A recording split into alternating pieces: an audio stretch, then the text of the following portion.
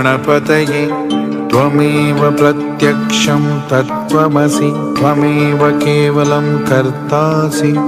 त्वमेव केवलं धर्तासि त्वमेव केवलं हर्तासि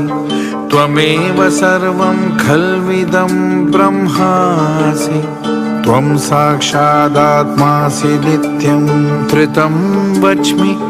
सत्यं वच्मि अवत्वं मा